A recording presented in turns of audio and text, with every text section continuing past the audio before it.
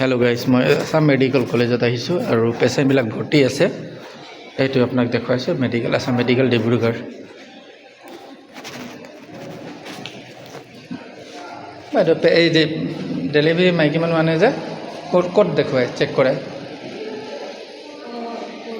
ওপৰত যায় ন? সেই মই নতুন হওঁ বুলি গম পোৱা নাই, সেইকাৰণে আহিছোঁ। কোনফালে আছে এতিয়া? ইয়াত আছে নাই জানো?